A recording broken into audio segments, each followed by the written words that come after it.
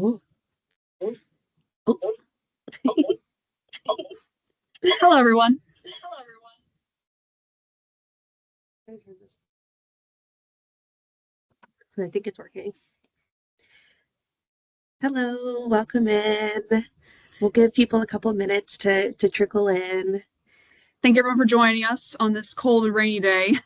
Good time to staying in watching a tutorial. Yes, we hope everyone is warm and well prepped for the cold weather coming in tonight.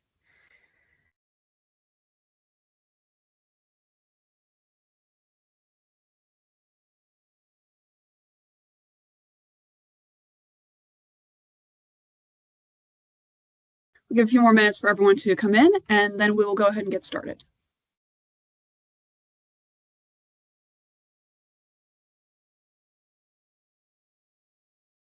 I'll go ahead and get our presentation up.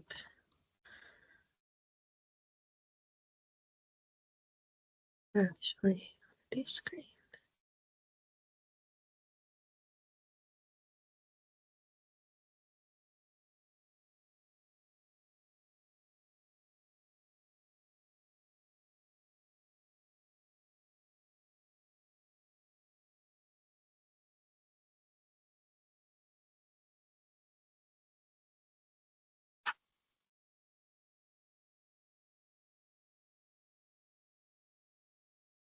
Okay. I hope everyone can see our slideshow. Oh. There we go. Cool. Maybe should we double check one more time to see if there's anybody in the lobby? We'll check one more time. And this meeting will also be recorded and played on our library's YouTube channel after the meeting. So if you have further questions or if you need to watch it, it will be available that way. Yeah. Okay, we'll go ahead and get started. Again, what was that? Do you have the recording going? Oh, no, I don't. Oh, wait, I think it is recording. Yeah, started automatically. All right. Sweet. Well, thank you everyone again for being here. This is going to be an introduction to the Galveston Texas History Center Digital Collections and a tutorial of how to use our new Digital Collections website. We switched over to a new system in July, so the staff has been learning how to use it, and now we're excited to share how you guys can use it to further your research. My name is Kaitlen Landry-Carranza. I joined the GTHC team also in July, and I'm joined here by Katelyn Eckmann. Hello. I've been here since May of 2023, and we've been doing a lot of work getting all of our details onto the new digital collection site, which we hope that you guys will find interesting and enjoyable. Yeah, so we'll start with a few slides where I'll give you an overview of what the GTHC is, what it is that we collect, and also a little bit about the digitization process. This process is, what it takes to get materials into a digital format and online for you guys. And then after that point, we will have a live demo that Katelyn will lead. Yes, we're both named Katelyn. We're double the fun. But if you ever need something, just shout Katelyn and one of us will come running.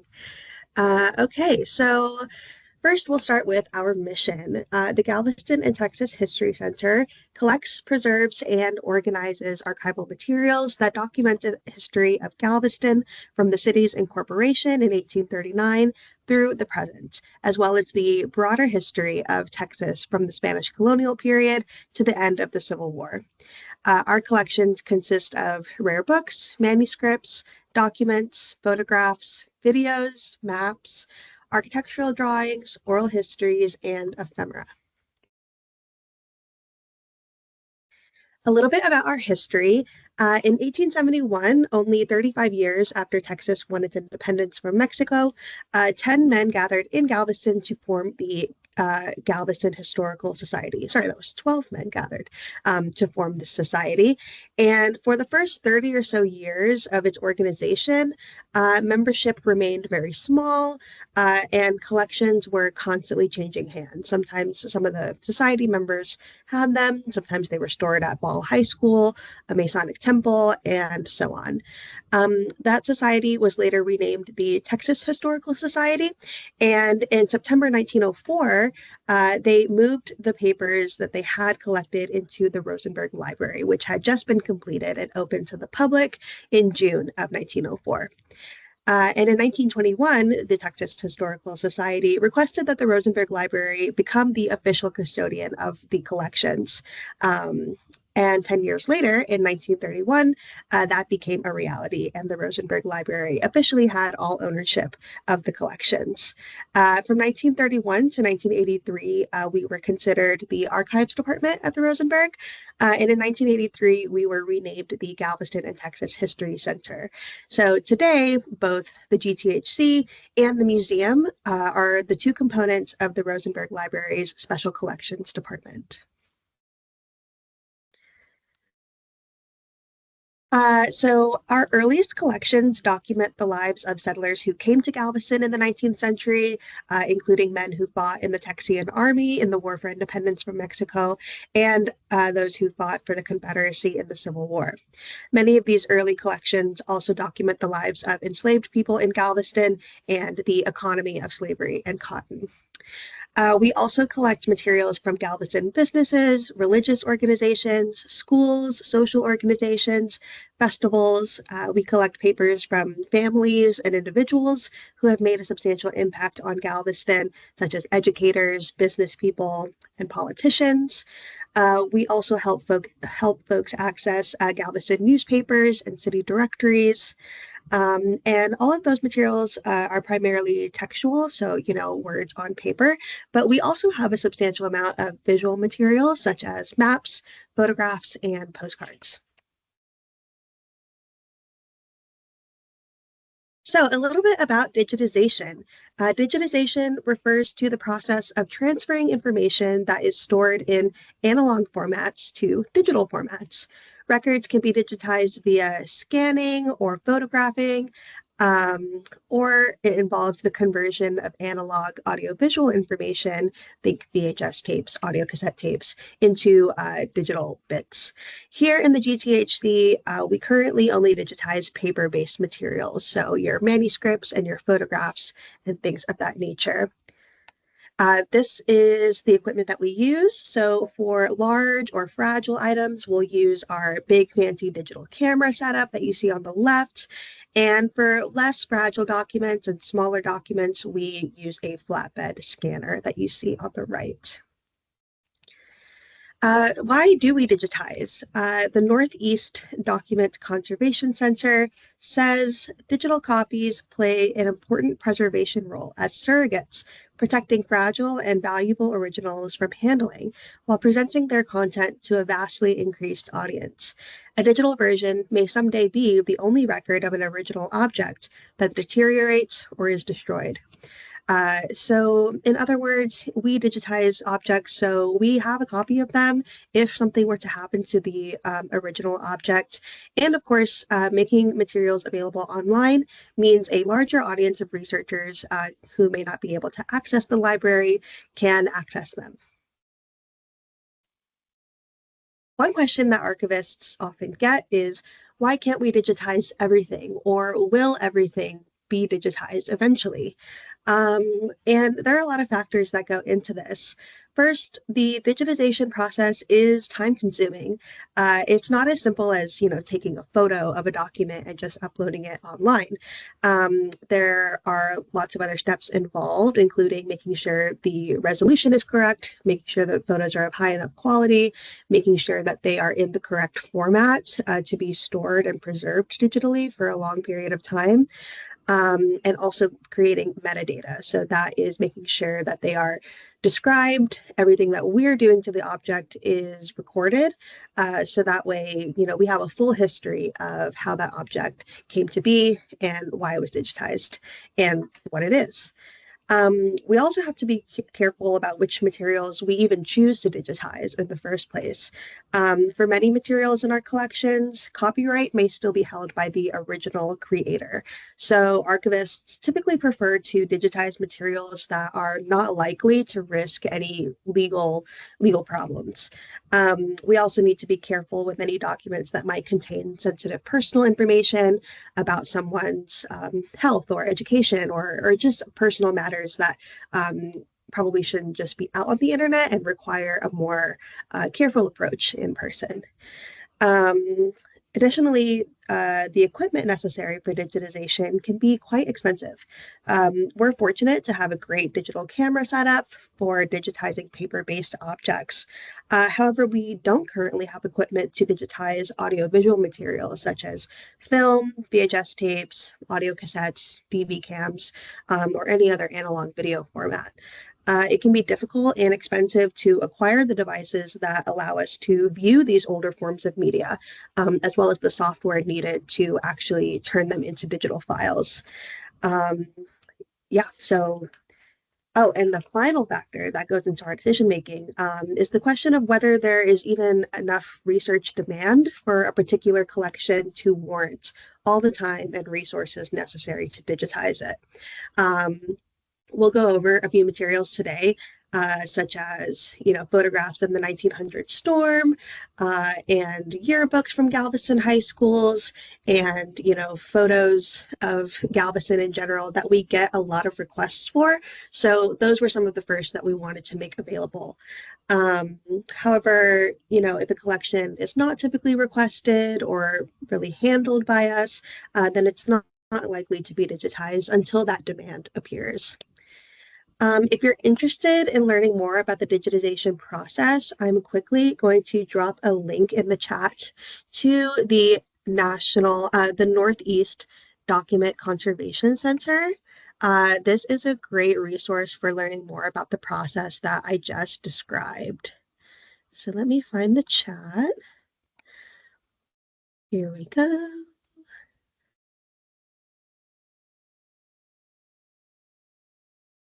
There we go. So if you want to learn more about kind of the nitty-gritty of digitization, I definitely recommend checking that out. So before we go over to the tutorial of our digital collections site, if there's anything we want you to take away, a couple of things to remember is that only a small portion of the GTHC's total collections are available online. But that amount of material is growing every day. We're working very hard every day to get more and more things accessible. But again, it's only part of what we actually have in our collections. So if you can't find what you're looking for online, please don't hesitate to give us a call, shoot us an email, or visit us in person, and we would be more than happy to help you. So that concludes my portion of today, and now Katelyn is going to go into our tutorial. Thank you. So the easiest way to access the digital collection site is going through our main website, galvestonhistorycenter.org.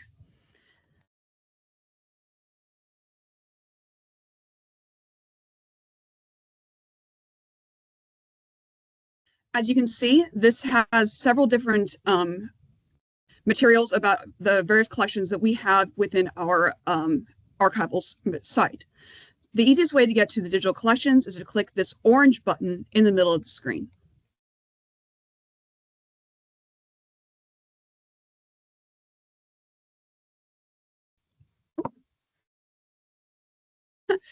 Inadvertently showing another feature. If you click on the carousel of items, it will take you back to the main page for. All right, hold on. I'm going to retry that. There we go. All right. So this is the main page for the Galveston History Center's digital collections. The first thing we can look at is at the top corner. Here it says welcome guest because we're browsing without login. If you were logged in as a member, it would say welcome and your name, and you would be able to click on that to get to your member profile. We'll talk a little bit more about becoming a member and member profiles later in the presentation. There's also links to 4 different permanent pages up here.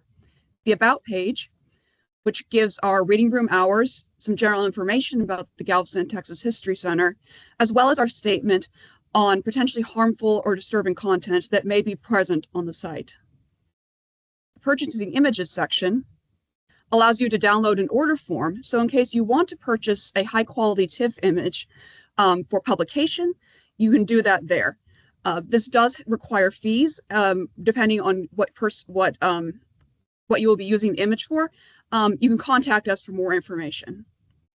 Speaking of contact us, this page allows you to send a direct message to the Galveston Texas History Center staff regarding any questions you may have about particular items, either in the digital collections site or in the collections in general. If you would like, you could also call us at our telephone number here, 409-763-8854, extension 126, or email us at gthc@rosenberg-library.org. All that information is also available on our main website page under the contact page section. And this over here, getting started, gives a general overview of how browsing and searching works within the digital collections site. We'll go into more detail about that in a moment, but it's useful to have this page available so in case you want to refresh your memory on how browsing and searching works. And again, if you have any questions, drop them in the chat and we'll get to them after the main part of this presentation. So after this, there's a few other things. You have this carousel of images here. As you saw earlier, when you click on it, you can go directly to the page for that specific item. But we'll also take a look over here at this navigation panel. So the home button will take you from the any given item page back to this main home screen. It's worth noting that if you click this RL logo here, it will not take you to the home page for the digital collections site. Instead, it will take you to the homepage for the Rosenberg Library website, rosenberg-library.org. Under here, Browse All will show you every item that we currently have public on the digital collection site. We currently have over 13,000 items digitized, most of them photographs, postcards, letters, documents, and other sorts of paper-based materials. We also have some finding aids and some general information type items that consolidate a large number of archival materials that we have individual descriptive items for. Over here, we also have search, which will take you to a search bar. You can do both complex and simple searches via this search bar, using these filters to narrow down. We can also speak about these fields in a moment as well.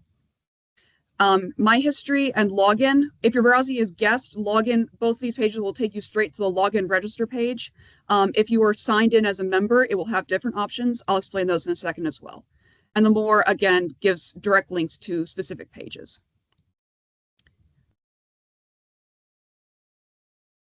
And as you can see down here, there's another search bar underneath this main image carousel where you can, again, narrow by item type, date, within data, and search for. I'll explain more about that in a moment. Underneath that, there's another page to contact us. And these collections of different item types. So if you want to see all the collections we had, which are mostly archival collections, either artificial or from the transfer, a digital version of the main archival collections, you could click on that. You could also click on maps, see all our maps, or you could narrow down by item type within the search bar. This also shows the most popular and most recently digitized collections that we've placed on our website. And then explore by topic, you can click on one of these and see some of the most popular topics, subject headings that we have within the digital collections site. So I mentioned becoming a member. Becoming a member, you can browse the digital collections site as a guest, but membership does have several benefits, including being able to add tags and recollections, being able to see items that are on private setting, and being able to save items into a personal private collection. So if you want to become a member, you can press this login button here or here, and you'll have the option for register now. This is also where you will log in once you do have your registration. So if I wanted to put my name, Henry Rosenberg, and an email address, hrosenberg@gmail.com, and then you'd press register. This would send a notification to the digital collections, the GTHC staff. We check registrations and other questions from the site between 9 to 6, Tuesday through Saturday.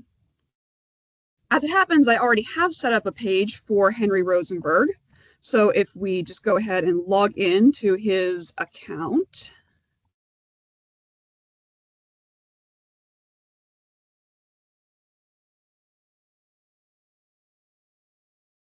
and press login. As you can see up here, now has the name, will take you directly to the profile. And you'll also notice that the navigation panel has changed slightly. Now we also include My History, which will show you all searches you performed during this specific browsing session. It will also allow you to clear your history. You have My Profile, as we saw a moment ago. It will allow you to change your password, change your name, and change your email address. You can also check your accepted contributions and log out. And then down here is My Collection, where you can bookmark items and organize them into groups. We'll talk more about collections in a moment. So how would you find things on the digital collections site? There's a few different options. One is simply the search bar. So if I wanted to type in Port Bolivar, I could just do a simple search. Everything with the name Port Bolivar in the title, in the keywords, or in any of the fields will come up. And you see there's quite a number of things here. Now, if you want to refine your search, there's a few different options you have with this as well. One, if you go go back to the main search, you can narrow by item type. Now, item type is basically a classification that we have for every item within the digital collections. This could be things like map, photograph, postcard, document, finding aid, manuscript, letter, video, audio, collection, or information types like person, place, event, organization, so on and so forth. So this is helpful if you want to narrow down which specific items you're looking for. You can check uncheck all, or check which only to add or remove only the types you want. Within data narrows down whether you're searching for your key term within the title only, within all fields, or within all fields plus the content of those fields. Generally, all fields and all fields plus content are pretty similar in what they turn up. It's mostly title only that makes a huge difference. The date field allows you to narrow down by month, day, year, and a specific date range. You can make this basically as large or as small as you please. You can also use this calendar feature to find specific dates as well. Search for allows you to narrow down whether you are using all keywords, any keywords, or exact phrase match. So if I wanted any keywords with Port Bolivar, then anything with Port or Bolivar would come up. You see there's a whole lot more search results now, but it would still prioritize items that include both. You can also change the search for keywords in this section under the refined search terms. So I can go to all keywords or to exact phrase match. You can also refine the search terms using this refined search terms button. This will allow you to add or restrict additional keywords up to 6, which you can also remove via these buttons, and allows you to use these operators to these specific Boolean operators to say whether you want to add and or not. Keep in mind, or can only be used if you have multiple keywords. So if I want to do and lighthouse, update search, It will only show you everything that has the word lighthouse as well. The other option you have, both with searches and with the browse all, is to narrow down by these filters. These filters allow you to filter by item type. As mentioned earlier, the item types are specific classifications for different kinds of objects in the digital collection site. So if I only wanted to see letters, I can click letter, and that's all you see. The one thing to note with this filter is that it only allows you to pick one filter here at a time. So if I wanted to instead, well, I want to see the manuscripts too, it would only show manuscripts. Or if I wanted to click map, it would only show the maps. If I wanted to search for more than one item type, I would have to go into the search, check all. And if I want to see maps and photographs for, again, let's go to Port Bolivar again. Then it would allow you to see both the maps. Well, it looks like I only picked maps on that time. So you can also remove filters here. Starts with allows you to pick by the first letter of the title. It's important to note also that it also includes articles within that first phrase. So if it starts a title started with the, it would be under T. It wouldn't just go on to the next letter as it does in some search systems. Yes, I can do that. Thank you. All right. So has the following. This is, again, if you have OCRs or geotags or tags or recollections attached, these don't happen to have any, but you can search for them with that. Within data, again, title only, all fields or fields as content, like we saw in the search box. And date, with that range, again, as we saw with the search. You can also remove all filters if you want to see all items without any sort of filtering. So items are the heart of what the digital collections are. Let's look at what an item looks like. So here you can see from the left, you have the navigation panel. You also have this sidebar, which gives the item type, tags, links to different items that this item is linked to. So in this case, it's the map collection. So if you wanted to do that, you could go and see all of the maps available in this specific collection. Some items will also have translations, transcriptions, or other related objects as well. There's also recollections. I'll talk more about tags and recollections in a little while, but these allow you to add your own information to give more context for an object. Here in this tool panel, you can adjust the viewing in the viewer here. So you can expand, fit to width, fit to height, rotate, zoom, show text. If you did a keyword search for an item that does have the OCR, which is optical content recognition, basically if the document has been OCR, that means it's searchable within the document. Most typewritten documents within the digital collections site have been OCR'd. Handwritten ones probably have not been, but some may have a transcription available that you can use to search for it. Highlight keywords, download. Now note that download only includes this metadata information. It doesn't include the item itself. If you want to download the item itself, you would have to see about purchasing images or do right click. Add to my collection. I'll talk about collections in a moment. Contact us about this. This would open up the contact page and include the node for the item so that we know which one you're wanting to know about specifically, or the citation if that's already been created. Here we have the item itself. With items that have more than one image on it, then there may be a ribbon along the bottom so you can go from page to page. And then this side over here is the metadata. Metadata is basically data about data. It's words and descriptions that we use to give context to the item and create access points so that people can search for it. The metadata will vary depending on the item type, They will all, however, have identifiers. And if you're going to contact us about any specific item within the collections, it's useful to have this identifier so that we know precisely which object you're talking about. Identifiers are also another method you can use to search. So if you know that, you can click, put the identifier in, and it'll come up directly with the object, which is pretty helpful if you're trying to find something specific.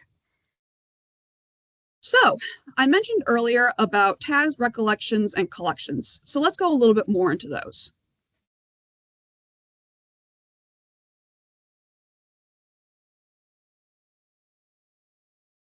Hold on a moment, it's taking a little while to load. There we go. So I'm logged in as Henry Rosenberg. So let's go to the Henry and Molly Rosenberg photographs.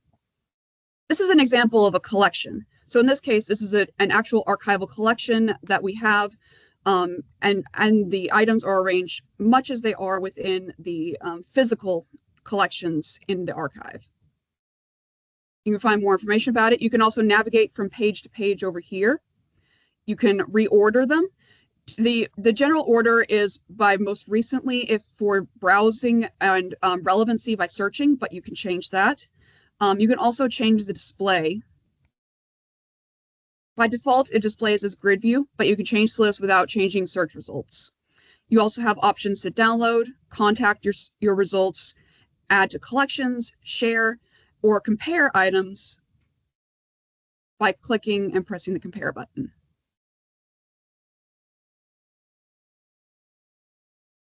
So let's take a look at this item right here. All right. So I'm Henry Rosenberg, and I'd like to add something to this because I think it's a cool thing that people need to know more about. So I want to put in, this is Molly Rosenberg. So let's have her tagged so that people know which one she is. I'd go up here to this button, press add, press where I would like to add the tag, select an item type for the tag. If you're not sure which item type to use, you can always click other or refer back to the Galveston Texas History Center staff. So in this case, I'm going to start typing in Molly Rosenberg. Some tags will have pages attached to them, which allows us to link to existing item types within, or existing items within the collections. But you can also do it without the existing page, just so you have information. Save. So now that tag is available. So image tags and other tags, so it may be document tags or map tags, essentially are adding small pieces and labels of information to a object for more context. You can also add your recollection, which is essentially a short story about your memories of a object, about what its contents, a person, place, anything related to it. So let's say I want to add a recollection at the church in Bilton with my wife and friends. 1891. It was really cold that day. I don't know if it was or not, but we're going to say it was. It's cold. It looks a little chilly. All right, so you press add my story. Your story has been added. And now it's available for people to see, both logged in and visitors, so that people can understand a little more about the history of the specific places and objects. You can also check your edits. You can edit your tags by pressing this button, which allows you to move, edit, or delete your tag. Or you can edit your recollections by clicking on this edit button. If you'd like to check and see what your recollections are that you've made, you can also go to your profile and go to My Accepted Contributions. So let's look at collections. Let me go ahead. We're going back to Port Bolivar.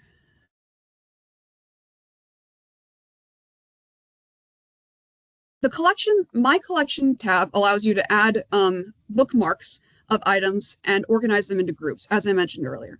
So if I want to click Port Bolivar Cemetery, you can press this star button, and it will add this to your collection. So if I add multiple, you can add multiple items to your collections. Let me add a few right quick.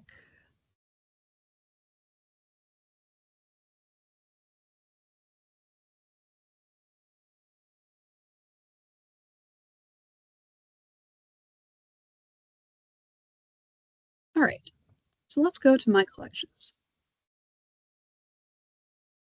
You can then organize them from your bookmarks into a new collection. So you can press start a new collection, maps of Port Oliver. Great.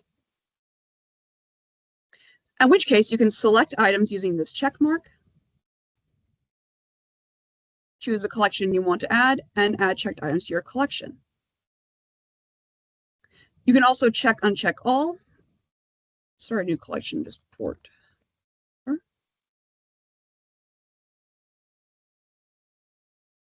Check uncheck all, and add checked items. You can add bookmarks to more than one collection. That's not an issue.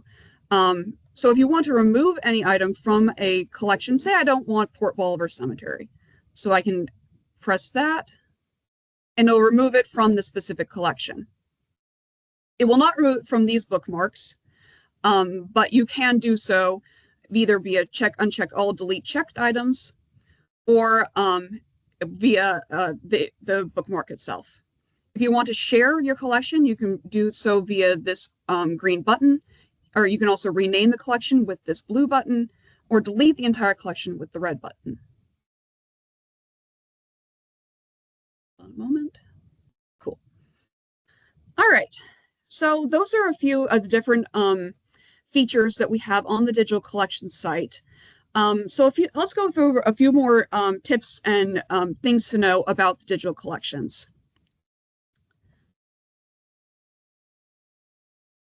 So one thing you can try is that if you're having trouble with a more narrow search, you may want to try a broader search. This kind of goes back to, again, we don't have everything on the site yet, and we don't necessarily have everything in our collections. So if I did a search for a specific address, we get a lot of questions about house history. So if I want to do 511 17th Street, we may not have a whole lot specifically about any individual house. However, you can make a search broader to 17th Street. And you can find a lot more general views and other sorts of potential search options to be able to find images of a property. Another thing that's important to notice is that we only have the search term does not support fuzzy searches, so you do have to be fairly precise in what search terms you're using in order to get a correct search. So if I did Port Bolivar, mispronounce that, you're not going to come up with very much. The other thing you can try, another thing that's important to keep in mind with the searches is that we do have some content warnings associated with various items in the collections. Mostly these are having to do with dead bodies from, especially in the 1900 storm collections. So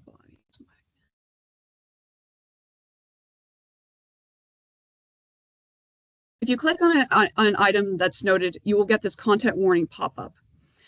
If you would like to search without doing the search collections, especially for the 1900 storm, without viewing images of dead bodies, you can click on this to take you to a collection that does not include graphic images. Otherwise, you can click the I understand button, and that will dismiss the warning for this specific object for the rest of your session on that device. If you move to a different device, you will still have to click through the pop-up again. You will also have to click through the pop-up if you for each individual item. So it's not just a one click of the pop-up and then everything is gone for that.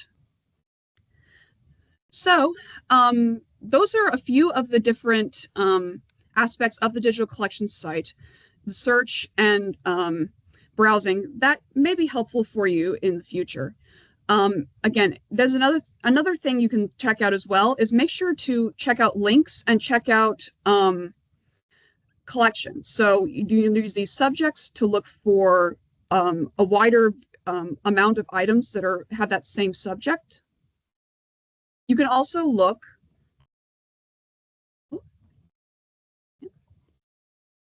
You can also check out wider collections such as this one, James B. Slides, or street files, the city views, and look for multiple different objects that may be related to what you're searching for.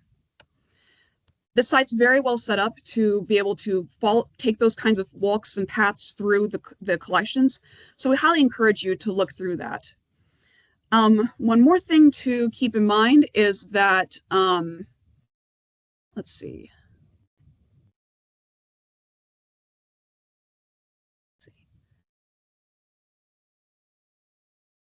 Oh, one thing we also noticed is that the yearbooks have been fully OCR'd, so they do come up quite a lot within the searches.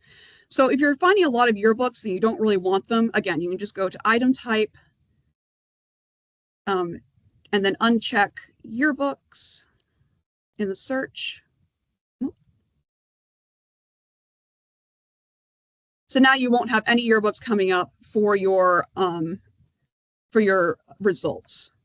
Or if you do want yearbooks, you can also just check yearbook specifically, and then you'll get everything that has those yearbooks. This is especially helpful if you're doing genealogy research regarding different people who've gone to different Galveston schools. So again, those are sort of a general overview of the digital collections.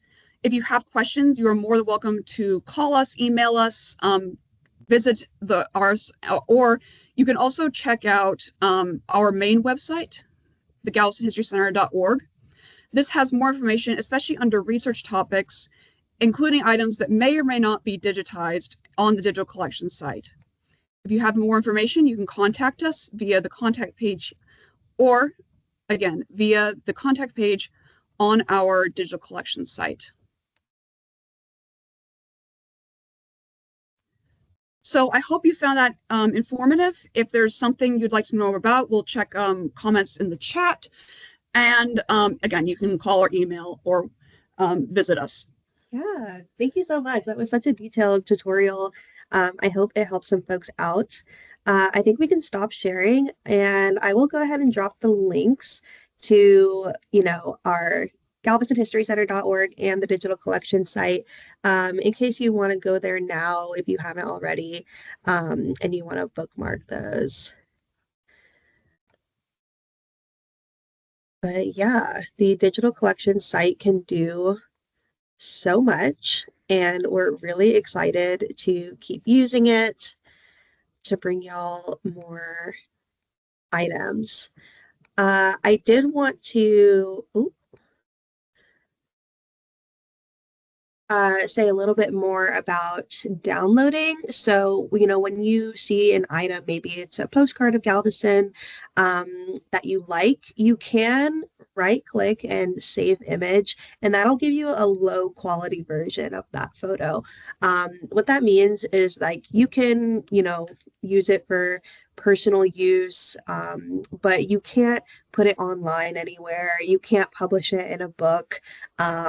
For that kind of reproduction and publication of images, that is when you would use the reproduction order form, where you describe what you want to use it for, and then we will charge you a fee depending on what the material is.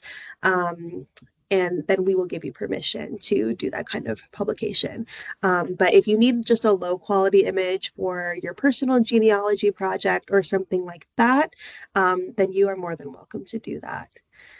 Yes, some items will also have the copyright listed on the item, either in that one sidebar on the far left or underneath the metadata. So also you can keep that in mind if you're going to use any of these objects for publication.